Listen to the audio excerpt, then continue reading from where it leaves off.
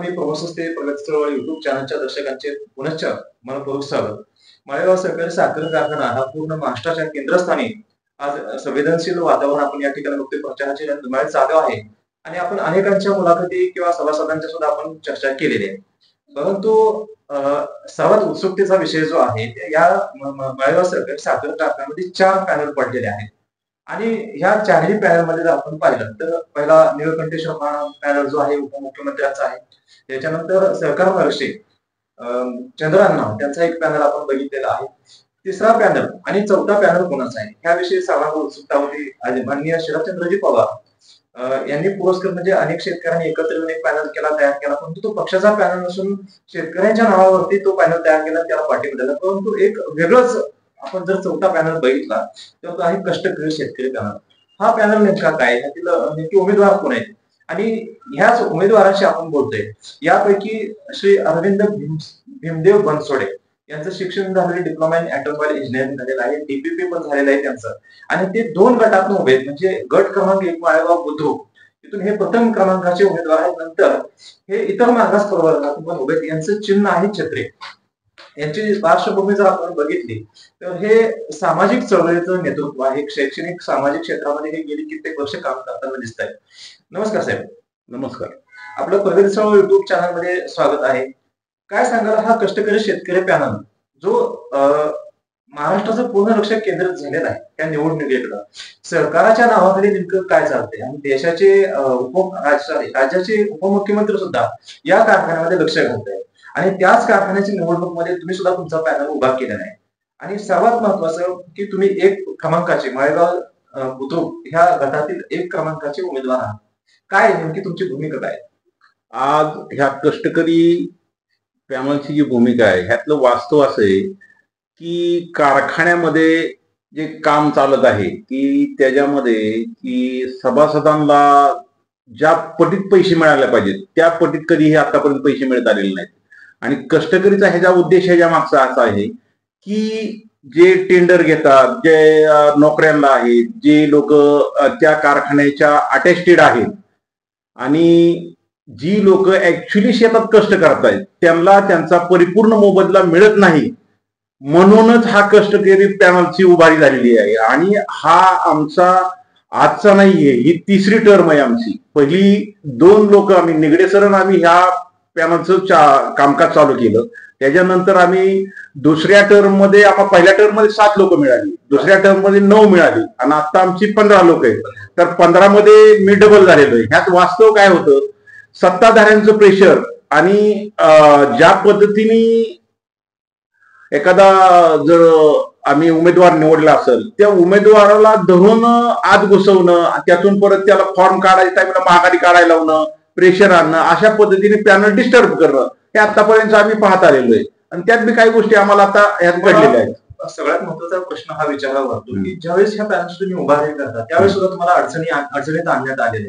मग ही पॅनलची उभारणी तुम्ही चळवळीच्या माध्यमातून किंवा मूळ शेतकरी जो ऊस उत्पादक शेतकरी आहे त्याला न्याय मिळावा, एक सामाजिक न्यायाच्या भूमिकेतून हे तुम्ही पॅनल उभा केलेला आहे.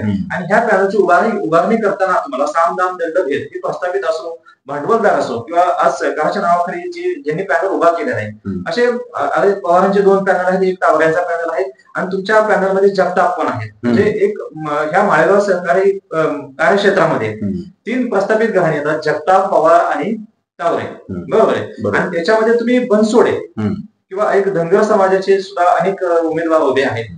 ह्याच्यामध्ये हे चित्र जे बघितलं आपण, हे भांडवलदाराचं चित्र आहे का एक सरकार वाचवण्यासाठीचं चित्र आहे? आणि त्यामध्ये तुम्ही सामाजिक चळवळीतले कार्यकर्ते जे सामाजिक न्यायासाठी झटकाय, जे ऊस उत्पादक शेतकरी त्याला तो योग्य हमी भाव मिळावा, ही जी तुमची भूमिका आहे ह्याच्या पाठीमागचं बॅकग्राऊंड नेमकं काय, म्हणजे नेमकं हे विस्तारानं सांगा मला. पूर्ण विस्तार करून सांगा की नेमकं आज सभासद सुद्धा संपूर्ण संभ्रम अवस्थेत आहे की नेमकं कोणाच्या पाठीमागे जावं, तुमची भूमिका ही पूर्ण विस्तारानं सांगा. आता ह्यामध्ये मी सगळे मुद्दे पहिले क्लिअर केले की पॅनलची निर्मिती, बाकीच्या काही गोष्टी असतात. ऍक्च्युली आमचा विषय जो चाललेला आहे की सभासद आज बाबा बुचकळ्यात आहे, हे तर पहिल्यापासून आम्ही काही गोष्टी सांगत आलेलो आहे की पहिला ऊसाचा जो विषय होता, ऊस हा शेतकरी पिकवत होता, त्याच्यानंतर सर्व शेतकरी एकत्र येऊन एक कारखाना तयार झाला मग त्याला पहिला जो विषय मुद्दा आहे की ऊस, तर ऊसाची किंमत म्हणजे FRP. हा, ऊसाची जी किंमत मिळते त्याला ती FRP. तर त्यांनी हा ऊस शेतातनं तोडून कारखान्याला द्यायचा, त्या मग त्याच्या टोटल जी ऊसाची किंमत ठरती ती सेंट्रल गव्हर्नमेंट रिकव्हरी ठरवतं. ओके. सेंट्रल गव्हर्नमेंट काय करतं, दरवर्षी महागाईच्या प्रमाणात रिकव्हरीचा रेट वाढवला जातो आणि ते दरवर्षी 1 क्विंटल ऊसाला किती खर्च येतो ते बी सेंट्रल गव्हर्नमेंट डिक्लेअर करतं. त्या पटीत त्याला किती नफा झाला पाहिजे शेतकऱ्याला. प्रोडक्शन खर्च म्हणतात नाही, ऊसाचा प्रोडक्शन. यस, ऊसाचा प्रोडक्शन खर्च किती येतोय ते 1 क्विंटलला, त्याच्या हिशोबावर सरकार त्या पद्धतीने रिकव्हरीचं पेमेंट वाढवत चालतं आणि त्या पटीत शेतकऱ्याला पैसे मिळाले पाहिजे. हे कारखानदार ठरवतात की ऊस उत्पादक शेतकऱ्याला दर किती याचा, बरोबर, आणि त्याच्या अगोदर हे सेंट्रल गव्हर्नमेंट सांगतं की याचा FRP किती आहे. नाही, सेंट्रल गव्हर्नमेंट रिकव्हरीचा रेट ठरवतं आणि त्यानुसार FRP अशी ठरते की ज्यावेळेस रिकव्हरीचा रेट ठरला की कारखान्याच्या मध्ये, आता ऍक्च्युली आम्ही त्याचा पहिला मुद्दा त्यात एक घेतला डिजिटलायझेशनचा.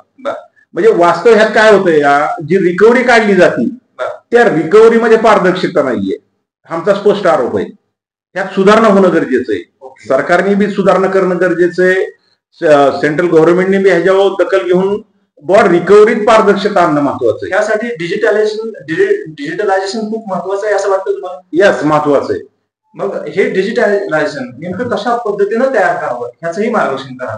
ह्यात म्हणजे डिजिटलायझेशन, आता आपण एक साधी सिंपल बाब आहे, आपण एखाद्या लॅब मध्ये गेलो तर आपण रक्तातली साखर चेक करतो. ओके. तर मग शेतकऱ्याच्या ऊसाच्या रसातली साखर चेक केली जात नाही डिजिटलायझेशनद्वारे. बरोबर. जर ती चेक केली त्याचं अनालिसिस होत नाही. मग त्याचं अनालिसिस तिथं झालं का नाही. मी म्हणतो आज प्लांट मधले काय लॉसेसचा विषय तो वेगळा आहे. ते लॉसेस होतील, त्यातनं आपण ते वजावट करून जी रिकव्हरी ठरेल ती फायनल होईल, ठीक आहे, आतापर्यंतची प्रोसेस आहे ती. पण ह्या पुढच्या त्या लॉसेस बद्दलही त्याचा माझा वेगळा विचार आहे त्यावर, की मी मग नंतर त्या विस्तृत मी बोलेल त्याच्यावर.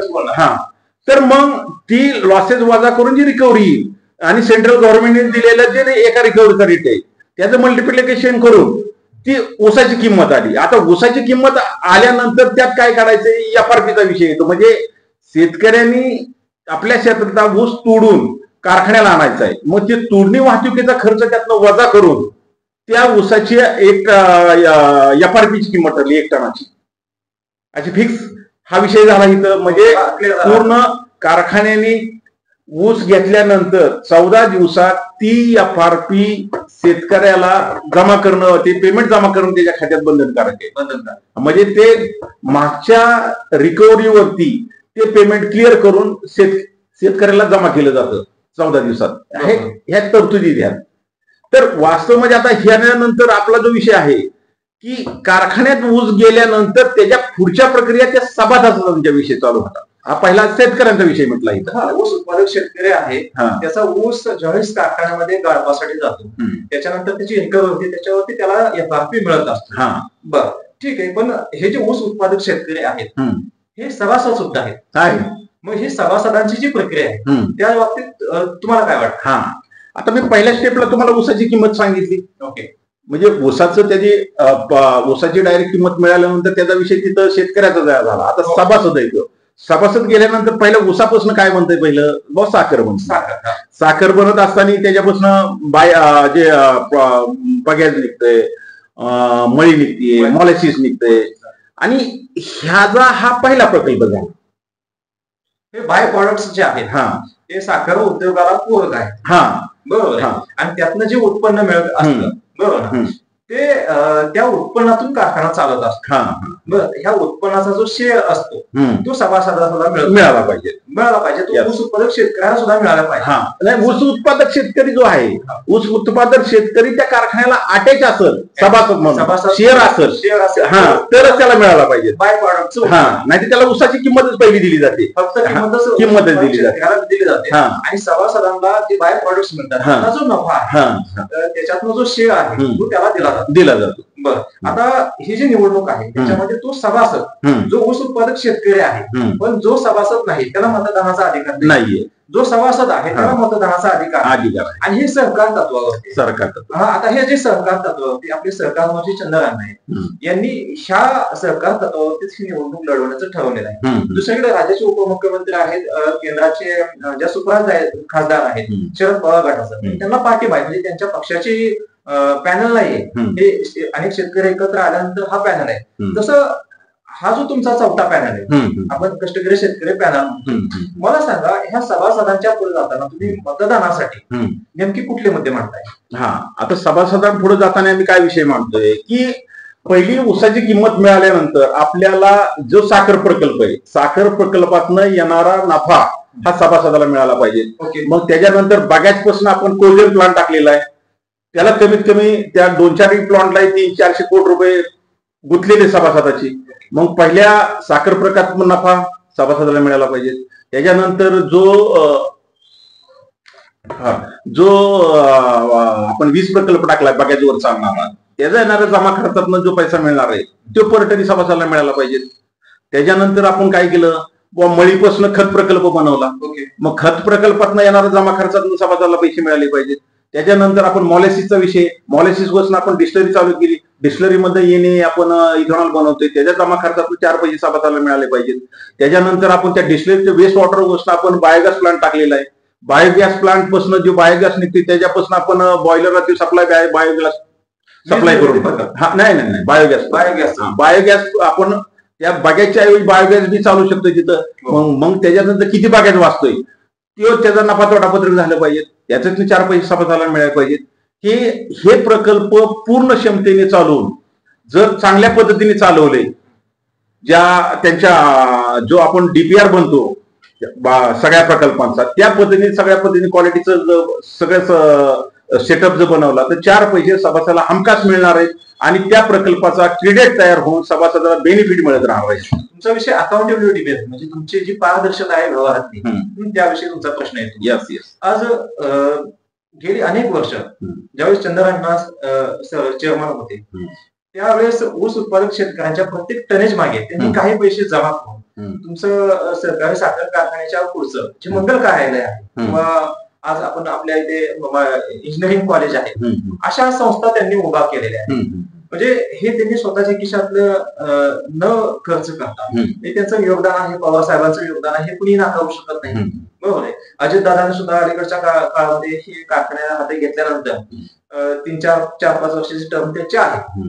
परंतु ह्याच्यामध्ये अकाउंटेबिलिटी जो तुम्ही विषय मांडलेला आहे, त्या गेल्या 40 वर्षामध्ये त्यांचा वाद किंवा त्यांचा जे ह्या निवडणुकीमध्ये मुद्दे आहेत ते ह्या अकाउंटेबिलिटी विषयीच आहेत. तर तुमच्या पॅनलची जी भूमिका आहे की ह्या व्यवहारामध्ये पारदर्शकता किंवा विस्तारीकरण जे कारखान्याचं झालेलं आहे, वेगवेगळे प्लॅन्स आहेत, त्याच्यावरती मॅनेजमेंट जे आहे, ऍडमिनिस्ट्रेटिव्ह आहे किंवा जे कामगारांची भरती आहे किंवा त्या विस्तारीकरणाचे जे वेगवेगळे प्रकल्प आहेत त्याच्यातनं जे उत्पादन घेतलं जातं, बरोबर ना, त्याच्यावरती पारदर्शक कारभार नाही.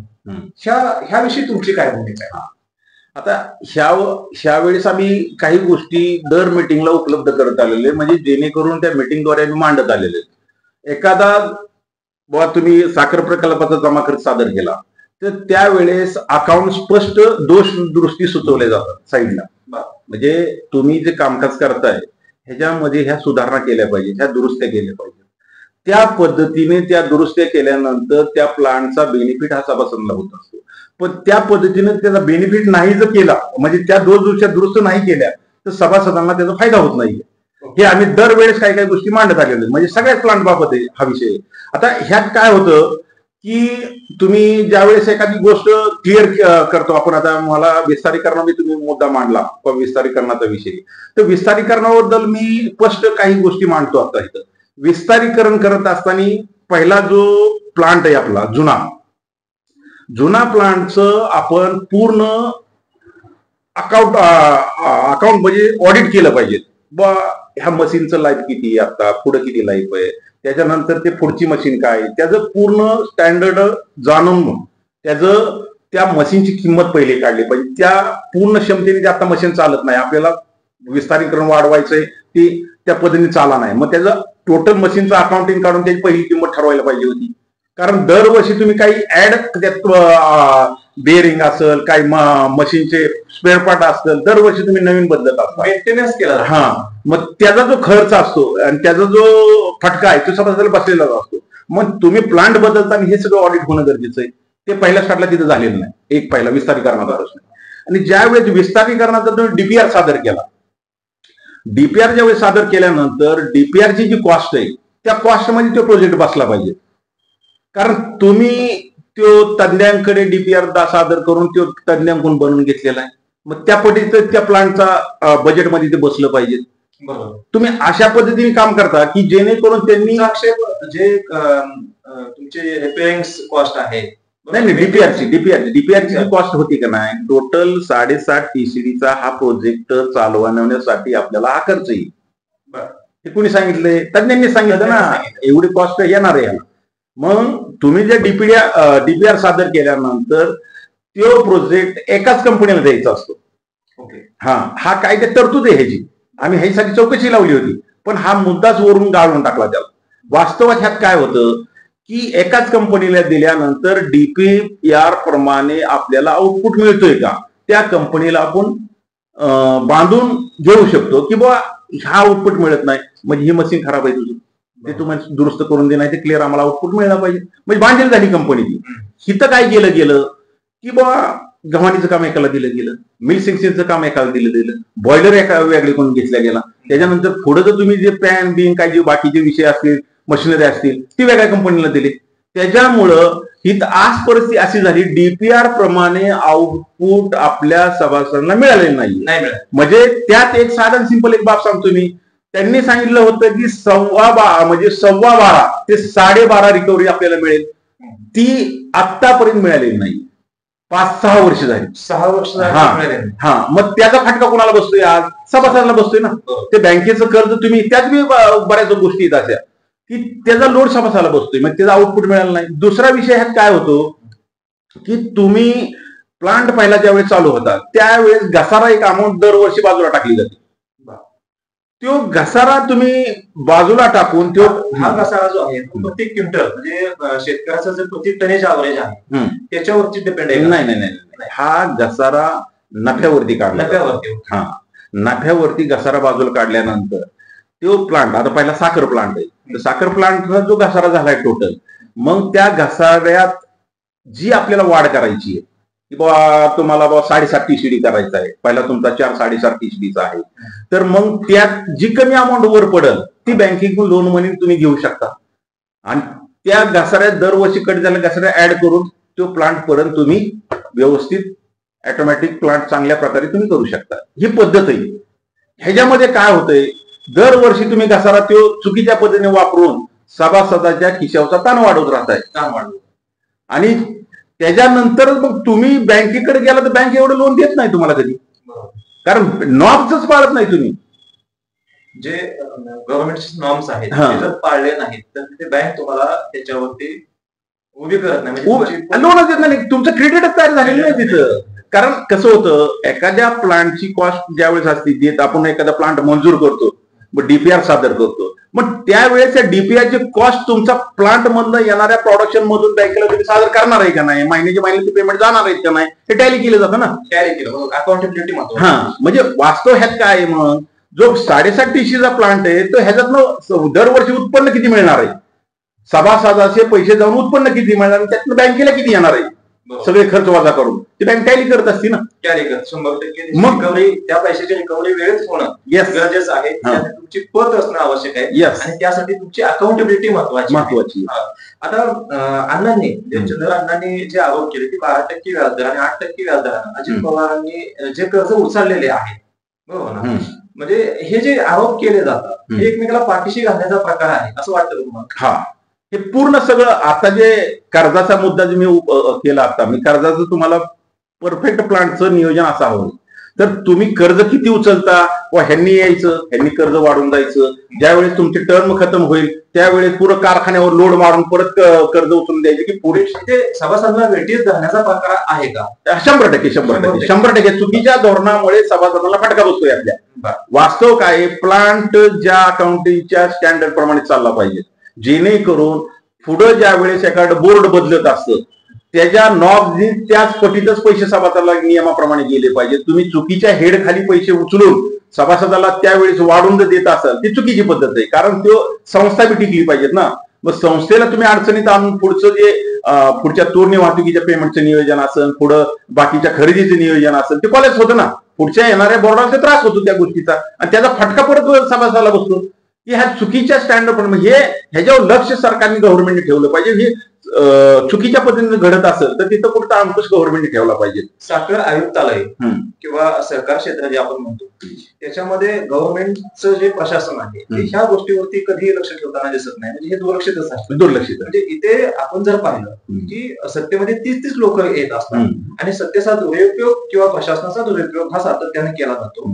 इथे ऊस उत्पादक शेतकऱ्याच्या प्रत्येक टनेज मागे खूप पैसा जो आहे त्याच्यावरती द्यायला माल म्हणतो. सभासदांचं हित जोपासलं जात नाही. एकंदरीत काय तर सहकारी कारखान्याच्या नावाखाली इथे खाजगीकरणच एक प्रकारे चाललेलं आहे. म्हणजे ही शोषण व्यवस्था आपण सांगताय एक सामाजिक न्यायाची दुसरी भूमिका आहे तुमची की ही एक प्रकारची ऊस उत्पादक शेतकऱ्याचा अज्ञानाचा फायदा म्हणजेच एक प्रकारे शोषण व्यवस्था ही पिढ्यानपिढ्या चालत आलेली आहे. हे तुम्ही चित्र स्पष्ट करताय. मग इथे तुमच्या पॅनल कष्टकरी शेतकरी पॅनलच्या माध्यमातून हे जेव्हा तुम्ही सभासदांना सांगताय त्यावेळेस सभासदांच्या काय पत्रिका येतात किंवा इथून पुढे ह्या पॅनलच्या माध्यमातून तुम्ही कर्जमुक्त झाल्याशिवाय कोणताही मोठा प्रकल्प राबवणार नाही हे तुमच्या अजेंड्यामध्ये आहे. किंवा शिक्षण व अनुभवानुसार वेतनवाढ आणि पदोन्नती म्हणजे स्वतःच्या वशिल्याने इथे कामगार भरती असे अनेक मुद्दे तुमच्या ह्या अजेंड्यामध्ये आहेत. तर हे मुद्दे तुम्ही सभासदांसमोर घेऊन जाताय त्यावेळेस सभासदांची काय प्रतिक्रिया आहे? आता ह्यात कामगारांचा मुद्दा विषय काय होतोय प्लांटला कामगार किती लागतायत त्याच्यानंतर त्या हेड खाली त्या मशीनला कुठले पूरक शैक्षणिक पात्रता त्याच्यानंतर त्याचा अनुभव हे सगळं टॅली करून त्या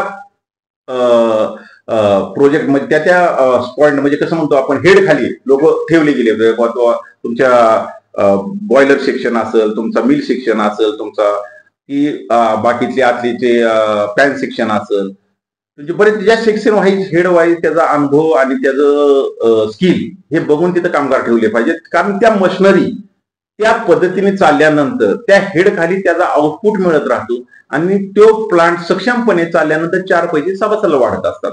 हे ह्याच्या मागची भूमिका आमची ही स्पष्ट आहे.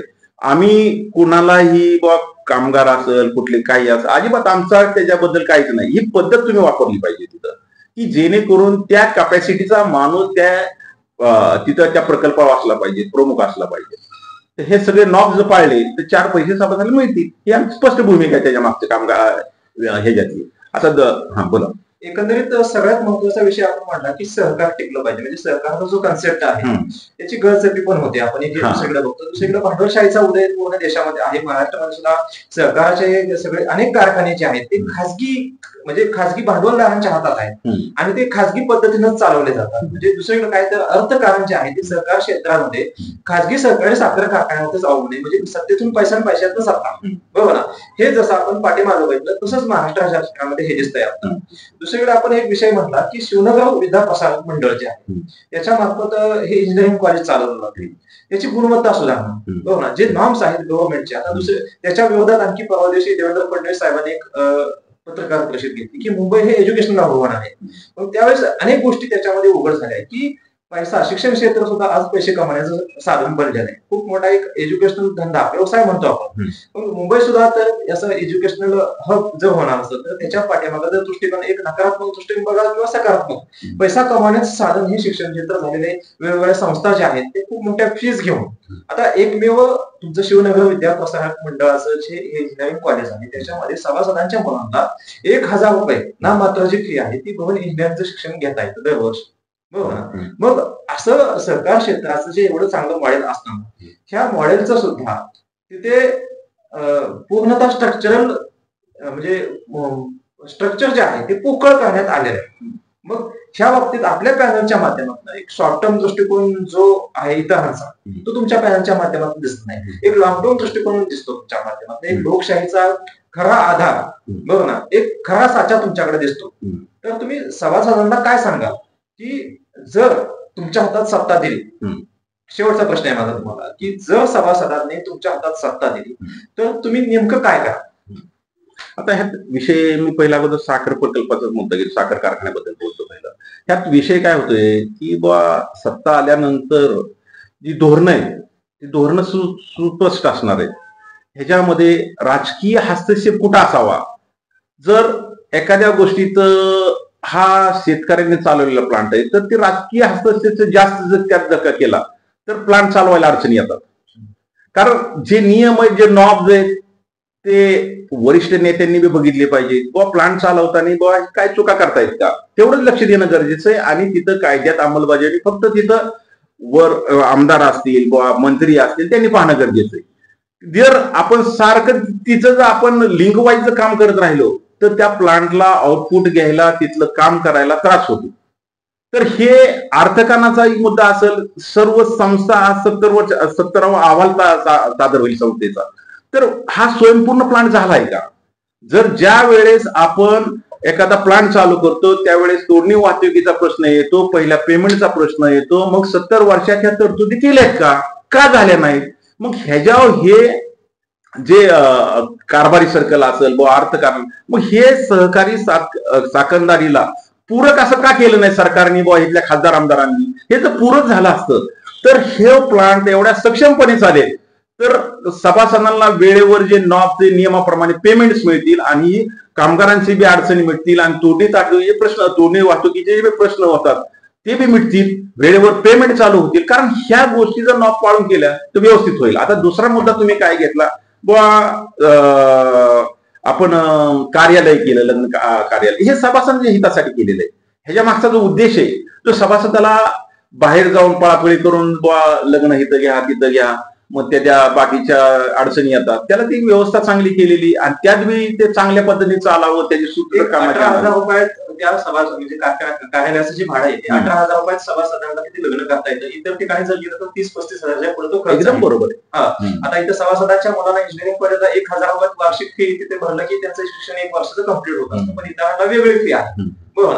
मग हे एक अतिशय चांगलं रोल मॉडेल सहकारी साखर कारखान्याचं, माळेगाव सहकारी साखर कारखान्याचं असताना त्याच्यामध्ये जसं तुम्ही सांगताय की नको तेवढं राजकीय लक्ष, म्हणजे एखादी मुलगी जर दिली तर जावयाच्या कुटुंबामध्ये नको तेवढं जर सासून लक्ष घातलं तर तो प्रपंच उद्ध्वस्त होतोय. बरोबर. ह्या सहकारी साखर कारखान्याचं आपण सांगताय. बरोबर. मग इथे आज राज्याचे उपमुख्यमंत्री सुद्धा इथे लक्ष देत आहेत, म्हणजे ती लेखीचा प्रपंच उद्ध्वस्त झाला तिकडे, वस्तुस्थिती सांगतो. आणि दुसरीकडे सरकार महर्षी जयचंद्र राणा त्यांनी सुद्धा ह्या वयामध्ये एवढी मोठी जबाबदारी त्यांच्यावरती पडत आहे की हा कारखाना पुन्हा विस्तारीकरण होणार, सरकार तत्वावरती पुन्हा एकदा उभारणार. म्हणजे हे एकंदरीत जे चित्र आहे त्याच्यामध्ये तुमच्याकडे बघण्याचा दृष्टिकोन सभासदांचा हा पॉझिटिव्ह असला पाहिजे हे तुम्ही सांगताय. जर तुम्हाला सभासदांनी ह्या निवडणुकीमध्ये निवडून दिलं बरोबर ना, तर हे आदर्शवत मॉडेल तुम्ही उभं करणार हे सांगताय. परंतु राज्यातील जनतेला नेमका काय संदेश द्यायचा आहे तुम्हाला? एक शेवटच्या 2 मिनिटांमध्ये मला तुम्ही स्पष्टपणे सांगा की ह्या पॅनलच्या माध्यमातून तुम्ही राज्यातील जनतेला नेमका काय संदेश देऊ इच्छिता?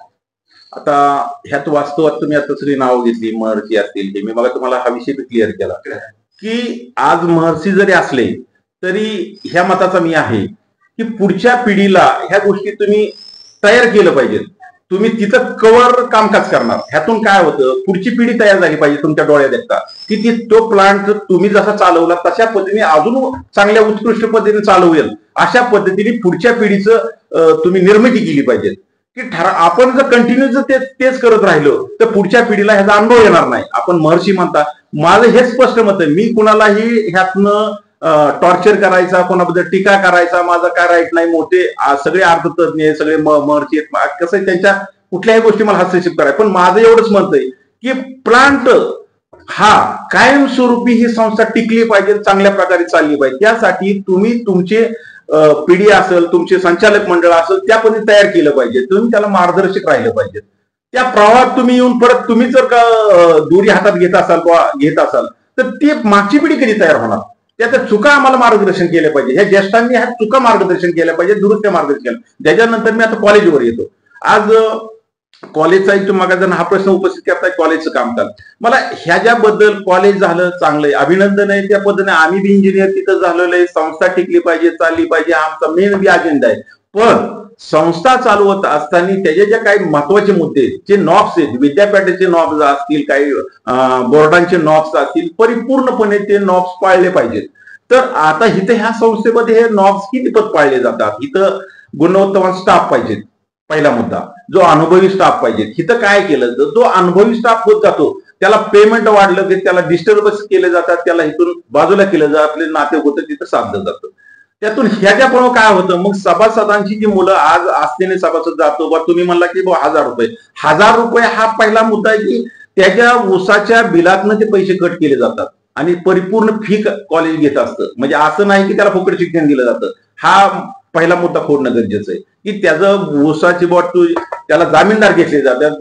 तू दुसऱ्या सभासदा किती तुटणार आहे, तिसऱ्या सभासदा किती तुटणार आहे, असे दोनच जामीनदार घेऊन त्या स्वतःच्या त्या सभासदाच्या वडिलांचा किती ऊस आहे अशा पद्धतीने जामीनदार घेऊन कॉलेजला ते सादर केलं हमीपत्र सादर केली जातात. त्याच्यानंतर मग त्याला त्या ऊसाच्या पैशातनं ते पुढं त्या वर्षभरात त्याचे पैसे कट करून त्याचं नील केलं जातं. पण संस्थेला त्या पटीत क्वालिटीचं शिक्षण मिळतंय का, हा पहिला प्रश्न आपला तसाच राहिलेला आहे. तर वास्तव काय आहे की युनिव्हर्सिटीच्या नॉर्मप्रमाणे लॅब आहेत का तिथं, त्या पद्धतीने त्या प्रॅक्टिकल नॉलेज मिळालं जातंय का, त्या पद्धतीने तिथं अनुभवी शिक्षण आहात का, हे परिपूर्ण नॉलेज त्याला मिळत नाहीये. जर हे प्रश्न तयार होत असतील तर संस्था कुठेतरी चुकतंय कारभार. हा कारभार आमच्याकडून पूर्ण दुरुस्त केला जाणार. की संस्था जसं आपण आज गव्हर्नमेंटचे कॉलेज चालतात, एखाद्या डीम युनिव्हर्सिटी चालतात, मग ह्या संस्था त्या पद्धतीने का चालत नाहीयेत. ह्या पूर्ण राष्ट्रीय हस्तक्षेप कायसाठी आणला जातोय. म्हणजे 100 मध्ये 2 मुलं जर बाहेर फॉरेनला गेली तोच गवगवा करायचा आणि बाकीच्या 98 मुलांनी काय केलं, पण त्यांचं नुकसान काय झालं, मग तुम्ही शिक्षण कशा प्रकारे दिलं जातंय ह्याचा विचार होणं गरजेचं आहे ना.